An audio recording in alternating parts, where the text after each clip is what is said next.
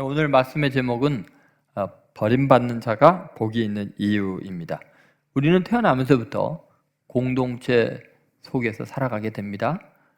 사회적인 관계망이 없으면 우리 인간은 생존하는 것이 불가능한 존재들입니다. 지독할 정도로 사회적인 관계성 속에서 살아갈 수밖에 없죠. 그래서 인간이요, 가장 두려워하는 것 중에 하나가 뭐겠어요?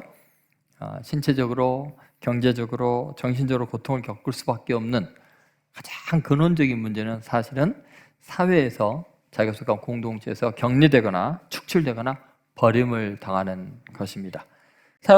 사회생활하면서 우리들은 이제 학생 시절보다 더 심각한 고민을 겪게 됩니다. 점점 우리가 그리스도인으로서 또 신앙의 자유, 그리고 한 인격체로서 양심의 자유를 강압당하고 억압당하는 상황이 벌어지죠. 그것이 뭐냐면 사회적인 한 구조적인 그 틀 안에서 남들이 다 하는 관습이니 또 풍습이니 이런 것 때문에 해서는 안 될 줄 알면서도 할 수밖에 없는 상황들이 많이 옵니다. 왜 그러냐면 해서는 안 되는 건 과감하게 안 해야 되잖아요. 못하는 이유가 뭐예요? 왕따 당할까 봐, 그 공동체에서 축출당할까 봐, 버림받을까 봐 그런 거죠. 결국은 그리스도인들이 버림받을 것을 두려워하면 결코 세상을 변화시킬 수 있는 증인의 삶이 불가능합니다. 그래서 이 정상적이지 않은 죄악이 지배하고 있는 이 세상에서 그리스도인들이 버림받은 것에 대한 두려움을 느끼면 아무것도 안 돼요. 세상이 점점 어두워지는 거예요. 그래서 우리가 오늘 말씀을 통해서 예수님께서 버림받는 자가 복이 있다라는 의미를 깊이 깨달으면 여러분의 삶의 질과 차원이 완전히 달라질 거예요. 예수님으로 말미암아 사람들에게 버림을 받는 자는 복이 있다. 거기까지는 좀 이해가 칩니다. 근데 여러분 23절 앞에 보면은 어때요? 기뻐하고 뛰놀라고 그랬어요. 아니, 왕따 당하는데 기뻐 뛰놀면 미친 거 아니에요? 어떻게 예수님 이런 말씀을 할 수 있습니까? 복이 있다고 칩시다. 그런데 어떻게 그런 일을 겪으면 기뻐하고 뛰놀라고 말씀하실까요? 우리가 만약에 그 정당한 이유를 발견한다면, 그리고 주님께서 정말 말씀하신 대로 기뻐하고 뛰놀 만한 이유가 있다면 우리는 세상에 어떤 그 핍박이나 또 버림당하는 아픔을 겪어도 우리는 궁극적으로 승리할 수 있는 줄로 믿습니다. 자, 첫 번째 우리가 생각할 이런 거예요. 버림받는 이유가 중요하다는 거예요. 버림받는 이유. 여러분, 우리가 어떤 곳에서 버림을 받을 때 생각해야 될 게 뭐냐면 내가 어디에 소속되어 있느냐에 따라서 버림의 유무가 결정이 되고, 내가 어떤 상태에 있느냐에 따라서 버림의 정당성과 또 부당함이 입증이 되는 거예요. 그래서 버림받는 이유를 보면 내가 어디에 소속되어 있는지, 내 상태가 어떤지를 알 수 있다는 거예요. 이해가 되십니까? 여러분 22절을 보시죠. 같이 있습니다. 인자로 말미암아 사람들이 너를 미워하며 멀리하고 욕하고 너 이름을 악하다 하여 버릴 때는 너에게 복이 있도다. 버림받는 이유가 뭐라고요? 누구 때문이에요? 인자로 말미암아, 예수님 때문에. 여러분, 우리는 반드시 사회적인 동물로서 환영을 받기도 하고 어떤 데는 배척을 당하기도 합니다. 중요한 것은 원인이 뭐냐는 거예요. 누구나 다 어떤 공동체는 환영받고 어떤 공동체는 버림을 받는데 중요한 건 이유가 어떠냐. 너 버림받을 때 너 상태가 어떻길래 버림받았냐, 이것을 체크해 보라는 거죠. 예를 들어서 자신의 죄 때문에 한 그룹에서 축출당하는 것은 복 있는 일이 아니에요. 그 저주받은 일이지. 기뻐하고 뛰놀 게 아니라 회개해야 될 일이에요. 착각하면 안 돼요, 여러분. 죄 짓고 괜히 성경 읽고 버림받은 자는 복이 있다 그래갖고 괜히 죄 짓고 좋아하면 안 돼요. 여러분, 예수님 때문에 박해를 받는다면 그것은 복 있는 사람이고 기뻐하고 뛰노는 거예요. 신기하게도 우리들의 그래서 소속이 어디인가, 우리의 상태가 어떠한가, 그것을 내포하고 있는 것이 우리가 사회 속에서 어떤 대우를 받고 있느냐로 입증이 된다는 거죠. 자, 다시 한번 생각해 봅시다. 예수님 때문에 미움을 받고 버림받는다는 게 도대체 뭘 의미할까요? 그것은 내가 예수님께 속한 사람이다. 남들이 볼 때, 사탄이 볼 때, 세상 사람들이 볼 때 저 사람은 예수쟁이야, 완전히 예수님의 사람이야. 그러면 예수님을 싫어하는 사람들, 하나님 나라에 속하지 않은 땅에 속한 사람들, 어둠의 세력들은 당연히 미워하겠죠.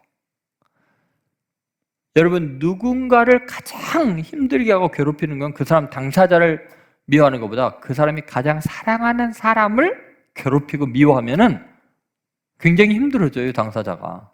그러니까 사탄이 예수님을 괴롭힐 수는 없어요. 너무 강하셔요. 예수님이 너무나 사랑하는 예수님의 사람들, 제자들을 핍박하는 거예요. 예수님을 괴롭히려고요. 다시 말해서 내가 세상으로부터 핍박을 받는다, 고난을 당한다는 것은 내가 예수님께 속한 사람이구나. 마귀가 봐도 나는 예수님의 사람이구나. 그러니까 고난이 계속되는 거예요. 온갖 질병과 사고와 어려움들이 중첩돼서 일어나는 이유가 뭐냐면 너무너무나 예수님의 사람을 명백하기 때문에 지속적으로 사탄이 공격을 하는 거예요. 그러니까 결국은 세상 사람들이 우리를 핍박하는 이유는 너 예수쟁이다, 너 예수님의 사람이다, 그것을 스스로 입증해 주고 있는 거죠. 여러분, 소속이 분명해지고 내가 누구에게 속한 사람인지 선이 딱 그어지는 순간이 언제냐면 핍박받을 때예요. 핍박받기 전까지는 내가 진짜 그리스도인지 아닌지도 몰라요. 내가 세상에 속한지 하늘에 속한 사람인지 어디에 소망을 두고 사는지 모르다가 어려움 탁 닥쳐보세요. 세상에 핍박을 한번 받아보세요. 그럼 확실하게 내 주민등록이 나오는 거예요. 예수님은 자신으로 말미암아서 우리가 욕을 먹는데 기뻐하고 뛰놀라고 하셔요. 여러분, 정말 이렇게 이상한 구절이 어디 있습니까? 여러분 한번 바꿔 생각해 보세요. 만약에 저 때문에 교회가 욕을 먹어요. 여러분들이 욕을 먹어요. 욕을 진탕 먹고 왔어요. 예수님 그 조동천 목사 때문에 이렇게 욕 먹다니. 그리고 예배 왔는데 제가 여러분 나 때문에 욕 먹었습니까? 기뻐하고 뛰노십시오. 미친 목사 아니에요 이거? 제정신이? 예? 여러분 한번 생각해 보세요. 여러분 때문에 부모님이 욕을 진탕 먹었어요. 그 부모님 와서 기뻐하십시오. 저 때문에 어머니 아버지 욕 먹었습니다. 이게 말이 되냐고요. 근데 예수님은 좀 그렇게 이야기하시잖아요. 나 때문에 니네들이 세상에게 욕을 먹자냐? 기뻐하고 뛰노라. 나 정말 복 받았다는 거예요. 뭘 의미할까요? 그것은 예수님이 어떤 분이시고 세상이 어떤 대상이고 너가 어떤 존재인지 굉장히 중요한 평가가 그 안에 담겨져 있는 거예요. 예수님께서 22절에 인자로 말미암아 사람들이 너를 미워하며 멀리하고 욕하고 너희를 막하다 하여 버릴 때 너희에게 복이 있다라는 말은 인자, 예수님은 절대 선이라는 거예요. 흠잡을 데가 하나 없는 분, 모든 이름에 뛰어나신 분이라는 거예요. 그러니까 이 거룩하고 완전하신 분을 위해서 욕을 먹는다는 것, 그분에게 속해 있고 그분을 따라가는 삶이고 그분을 위하는 삶이라는 이유로 욕을 먹는다는 것은 우리가 선한 삶을 살고 있다는 거, 바르게 살고 있다는 것을 의미하죠. 그러니까 인자로 말미암아서 욕을 먹으면 너에게 복이 있고 기뻐 뛰놀라라고 말씀하시는 거죠. 그래서 사실은 예수님처럼 이렇게 말할 수 있는 인류가 없어요. 어떤 사람도 없어요. 그죠? 나 때문에 니네가 욕을 먹으면 복이 있다, 기뻐하고 뛰놀라. 이거 예수님의 절대적인 자기 확신, 자기 입증이에요. 예수님만이 이렇게 말할 수 있어요. 우리는 이런 분을 위해서 사는 거예요. 이분 때문에 욕을 먹는 것은 영광, 이루 말할 수 없는 기쁨이겠죠. 그러니까 복이 있고 기뻐라는 거예요. 나는 하늘에 속한 사람이지 땅에 속한 사람이 아니구나. 할렐루야, 아멘. 이런 기쁨이 충만하게 되기를 주의 이름으로 소망합니다. 생각보다 아멘이 많네요, 우리 청년들이. 자, 두 번째, 버림을 받는 방식에 대해서 한번 생각해 봅시다. 왜 기뻐하고 뛰놀라 그러냐? 그것은요, 굉장히 중요한 관계에 대한 진리, 그리고 어떤 것의 그 진실성이 사실은 굉장히 개별적이라는 놀라운 이야기를 지금 하고 있는 거예요. 여러분, 자 22절을 한번 읽어 보시면서 도대체 여기에 담겨져 있는 그 깊은 그 뜻이 뭐가 있는가 한번 생각해 보시기 바랍니다. 같이 읽겠습니다. 인자로 말미암아 사람들이 너희를 미워하며 멀리하고 욕하고 너희 이름을 악하다 하여 버릴 때는 너에게 복이 있도다. 이 말이 전부 다 하나하나가 뭐냐면 관계에 대한 이야기, 그죠? 너희를 미워한다, 그죠? 멀리한다, 관계에 대한 문제죠? 욕한다, 너희 이름을 악하다 하여 뭐 한다고요? 버린다. 이게 다 관계에 대한 문제예요. 여러분, 이게 왜 중요하냐면요, 어떤 사람과의 관계의 문제가 내가 진실한 사람인지 거짓된 사람인지를 규정할 수 없다는 거예요. 여러분, 이게 무슨 의미일까요? 여러분, 예를 들어서 악의 문제에 대해서 한번 생각을 해봅시다. 악의 문제는 개별적인 존재의 문제가 아니라 독자적인 악의 존재가 있는 게 아니고 관계가 깨지면 악이라는 거예요. 예를 들어서 선하신 하나님이 여러분 악을 만드실 수 있어요? 선하시고 완전하신 하나님이 사탄을 만들 수 있어요? 어때요? 그러면 사탄은 스스로 생겨난 건가요? 하나님과 관계없이? 하나님이 모든 걸 존재하는 걸 창조했잖아요. 그럼 사탄 누가 창조했어요? 하나님이 창조했는데 사탄이 악이에요? 개별적인 존재로서의 악의 문제가 아니고 관계로만 설명이 가능하다는 게 무슨 말이냐면, 하나님은 루시퍼라는 천사장을 만든 거예요. 아름답고 완벽하게 거룩하게 만든 거예요. 그런데 그 천사장 중에 하나인 루시퍼가 사탄이 되고 악마가 된 것은 하나님과의 관계가 깨지는 순간이에요. 절대 선이신 그분을 떠나는 순간 악이 돼버리는 거예요. 그분과 관계를 스스로 포기하는 순간 선이 악으로 바뀌는 거예요. 그러니까 여러분, 굉장히 중요한 진리예요. 우리가 악의 근원에 대한 문제를 존재론적으로 접근하는 게 아니라 관계론적으로 접근해야 된다는 거예요. 자, 이것이 의미하는 바가 뭐겠어요? 지금 세상에 예수님의 제자들을 욕하고 악하다고 하고 버리는 이유는 원래 제자들이 세상 사람들보다 악하기 때문이에요? 잘못해서 그런 거예요? 그게 아니고 세상과 관계를 제자들이 끊고 있기 때문이에요. 세상이 살아가는 방식대로 안 살기 때문이에요. 세상이 원하는 대로 따르지 않고 계속해서 관계가 깨지기 때문이에요. 제자들의 존재 자체가 세상 사람들에게 부담이 되는 거예요. 세상 사람들이 이렇게 막 살고 싶은데 제자들은 그렇게 살면 안 된다고 이야기하니까 관계를 깨뜨리잖아요. 그러면 그 사람들 입장에서는 저놈들 때문에 우리가 악인이 되잖아요. 그러니까 악하다고 하는 거예요. 여러분, 결국은 22절에서 미움과 따돌림과 모욕과 악한 평가는 전부 관계가 깨졌다는 이야기예요. 즉 존재 자체나 행위의 객관적인 사실을 평가하고 있지 않아요. 다만 자기들의 기준에서 도저히 이제 저 인간들하고는 관계를 못하겠어. 그 선언이 바로 악하다고 평가하는 거라는 거죠. 그래서 여러분, 우리가요, 어떤 사람에 대해서 악하다고 말한다고 해서 그 사람이 악하다고 생각하면 안 돼요. 누군가가 그 인간 아주 나빠, 악해라고 말하는 것은 그 사람과 내가 사이가 안 좋아 라는 말에 불과해요. 무슨 말인지 알겠어요? 우리는 그래서 누군가에게 저 사람 어때? 라고 말하기 전에 뭘 먼저 물어봐야 되냐면 그 사람과 관계가 어때? 먼저 물어봐야 돼요. 그 사람 어떤 사람이야? 라고 말하는 것은 의미가 없어요. 너는 그 사람과 어떤 관계야? 관계가 좋아. 그 사람 어떤 사람인데? 관계가 나빠. 그럼 그 사람 어떤 사람이야? 이렇게 물어보면은 그 사람은 왜 그렇게 이야기하는지를 이해하는 거예요. 그래서 여러분, 누가 다른 사람을 안 좋게 평가할 때는 그 사람이 좋고 나쁘다는 사실적인 문제보다는 자기와 그 사람의 관계를 고백하는 것에 불과한 거예요. 그러게 성경에 그렇게 돼 있어 그랬어요. 누가복음 6장 26절에 같이 한번 읽어볼까요? 모든 사람이 너희를 칭찬하면 화가 있도다. 그들의 조상들이 거짓 선자들에게 이와 같이 하였나. 여러분, 거짓 선자들은요, 만나는 사람마다 자기 입장에서 그냥 좋게만 이야기하는 거예요. 그러니까 모든 사람이 다 칭찬하면 이 사람은 문제가 심각한 거예요. 거짓 선지자인 거예요. 여러분, 반대로 생각해 볼까요? 선한 사람을 악하다고 말하는 것은 자신이 악하다는 것을 반증하고, 악한 사람을 옳다고 이야기하는 것은 자신이 악인의 동료인 것을 시인하는 거예요. 그러니까 되도록이면 남 이야기하지 마세요. 이래도 저래도 힘들어져요. 결국은 자기 폭로에 불과한 거예요. 내가 그 사람과 어떤 관계인가를 고백하는 거지, 그 사람에 대해서 내가 말한 대로 들을 미련한 사람이 어디 있겠어요?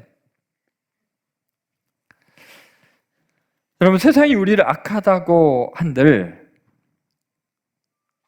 우리가 악한가요? 그 사람과 나의 관계가 그냥 폭로되고 있을 뿐이죠. 누가복음 아까 말했던 그 6장 26절 이어서 27절과 28절에 보면은, 그래서 그런 세상에 대해서 그러면 우리를 악하다고 평가하는 거에 대해서 우리는 어떻게 반응해야 되는가? 악한 사람들을 미워해야 되는가? 그들이 우리를 미워하는 것처럼? 이렇게 이야기하죠. 같이 있습니다. 그러나 너희 듣는 자에게 내가 이르노니 너희 원수를 사랑하며 너희를 미워하는 자를 선대하며 너희를 저주하는 자를 위하여 축복하며 너희를 모욕하는 자를 위하여 기도하라. 이게 세상 사람들과 다르죠. 그렇죠? 세상 사람들은 자기랑 다르면 무조건 미워하죠. 악하다고 하는데 우리는 어떻게 해요? 선대하며 기도해 주라는 거예요. 그래서 여러분, 22절에서 미움과 왕따와 욕설과 심지어 너희를 악하다고 말한 이유는 악한 행동을 하는 사람이 제자들이기 때문이 아니고, 세상 사람들이 보기에 그리스도인들의 삶의 방식이 자기네들과 전혀 관계가 없으니까, 또 그들의 존재 자체가 굉장히 세상 사람들에게는 부담이 돼요. 여러분, 그리스도인이 오직 진리의 말씀, 하나님의 뜻대로 우리 인생을 살아갈 때 진정한 의미에서 행복이 느껴지는 거예요. 근데 여러분, 심지어 이러죠. 하나님께서 우리를 얼마나 사랑하시고 우리를 위해서 주시는가. 뭐 식욕, 성욕 다 그러는데, 예를 들면 존재하는 모든 것들이 그래요. 하나님이 우리를 기쁘게 하기 위한 거야. 예를 들면 마리화나, 대마초 이런 건요. 대마초 양귀비꽃은 누가 만들었어요? 하나님이에요. 그죠? 왜? 극심한 고통 가운데서 죽어가는 불쌍한 사람들에게 고통을 잊고 쾌락을 느끼게 하기 위한 거예요. 근데 이걸 하나님이 그런 방법으로 의학적으로 사용하도록 만들어 두신 것을 남용하고 과용하게 되면 그것이 인간을 망가뜨리는 게 돼버리는 거예요. 아무리 좋은 약도 과용하게 되면 우리 몸의 다른 부분을 망가뜨리는 것과 똑같죠. 그러니까 그리스도인들이 지금 이 세상에 왜 욕을 먹느냐? 그 과용을 막고 오용을 막는 하나님의 뜻대로 우리의 몸과 우리의 시간과 우리의 인생과 물질과 자연을 누리는 가장 행복한 길을 제시하는 것이 사탄에게는 눈의 가시 같은 거예요. 인간을 파멸시키고 싶은데 불가능한 거죠. 그러니까 여러분, 우리는 세상에서요, 세상 사람들에게 다 칭찬을 받고 사랑을 받고, 그러면 세상 사람과 비율을 맞춰서 하나님과 관계를 스스로 깨뜨리는 게 되는 거예요. 그래서 여러분, 지금 이 오늘 본문에 있는 이 말씀이 굉장히 중요한 관계성을 보여주고 있는 거고, 그 관계가 깨어진 것이 우리의 존재가 어떤 존재인지 그것을 잘 입증하고 있다는 거죠. 저는 여러분 한 명 한 명이 세상 사람들과의 관계에 깨어지는 왕따당하지 두려워서 하나님과 관계를 스스로 파괴하고 세상의 친구가 되기 위해서 하나님을 버리는 그런 일이 없게 되기를 주의 이름으로 소망합니다. 자, 마지막으로 세 번째, 버림을 받는 대가입니다. 버림받는 자의 결과적인 위상이 어떠냐는 거. 왜 기뻐하고 뛰놀라고까지 할까요? 복받은 것까지는 좋아. 근데 사람들한테 왕따 당하고 버림받았는데 기뻐하고 막 뛰놀래. 그게 제정신인가? 이런 생각이 들잖아요. 그런데도 그렇게 이야기를 해요. 왜 그럴까요? 그것은 하늘의 상이 크고 선지자와 같은 대우를 받고 있기 때문이죠. 자, 23절 같이 읽겠습니다. 그날에 기뻐하고 뛰놀라. 하늘에서 너희의 상이 큼이라. 그들의 조상들이 선지자들에게 이와 같이 하였느니라. 아멘. 여러분, 우리가 버림받는 순간, 세상에서 왕따당하는 순간에 그날에 기뻐하고 뛰놀라야 될 이유가 뭐예요?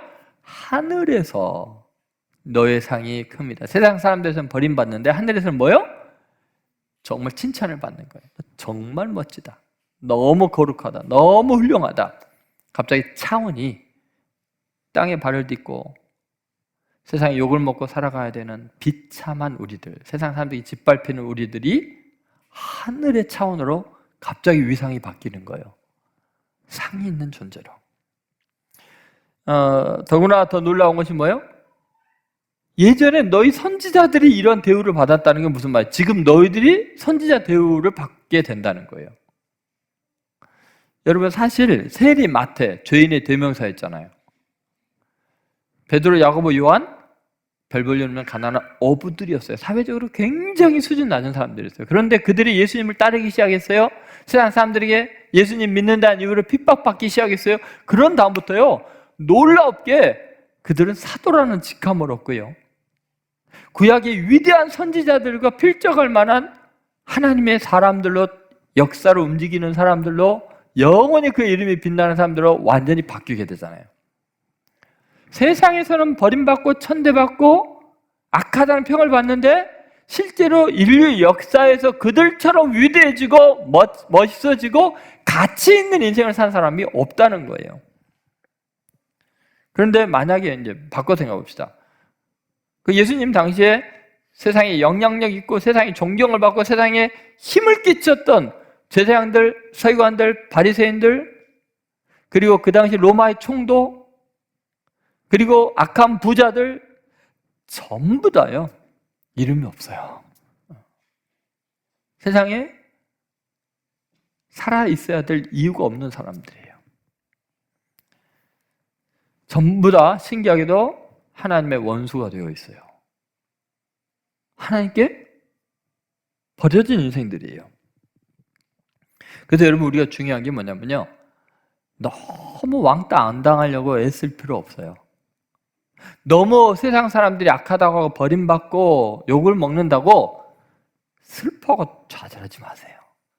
그러므로 여러분, 여러분들의 기쁨과 슬픔의 원인이 뭔가라고 생각해 보세요. 여러분, 왜 힘들어해요? 누구에게 인정받기를 원해서 그래요. 여러분, 이제는 지독할 정도로 세속적인 자기의 죄에 대해서는 통탄해하고 슬퍼하지만 세상 사람들이 날 미워한다는 것 때문에 슬퍼하지는 마세요.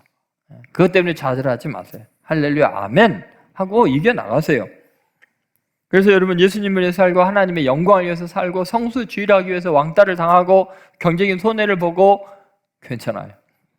하늘의 상이 크고 선지자들이 이끌어 받고 세상 사람들에게는 하나님의 살아계심을 입증하는 존재가 되기 때문에 그래요. 여러분, 하나님의 말씀대로 살다 보면 세상에서는 미움과 악하다는 평을 듣지만 하늘의 상을 잊지 마세요. 그리고 복이 있을 뿐만 아니라 뭐라 그래요? 세상 사람들이 날 막 박해하고 미워하면 기뻐하고 뛰놀라. 너의 하늘의 상이 크고 너희가 선지자와 같은 존귀한 이 시대의 메신저들이 되어 있기 때문에 너희를 보면은 하나님의 살아계심이 자꾸 느껴지니까 그 하나님을 거부하고 지워버리고 싶은 세상이 너희를 미워하는 거라고 이야기하는 거예요. 이제 오늘부터 여러분, 세상 사람들의 비난이 정말 파도처럼 몰려와도 두려워하지 마세요. 오히려 뭐라고 했어요? 파도를 타라고요. 기뻐 뛰놀라고. 여러분, 아무리 세상의 죄악의 불길이 여러분에게 몰려와도요, 절대 여러분 타협하지 마세요. 절대 그 불길에 타 죽지 않아요. 오직 하나님의 말씀을 생각하면서 예수님 때문에 웃고 예수님 때문에 우는 인생들이 되기를 바랍니다. 오늘 이 말씀을 생각하면서 다시 한번 이 새해 많은 유혹도 오고 핍박도 올 텐데 자유케 되기를 바랍니다.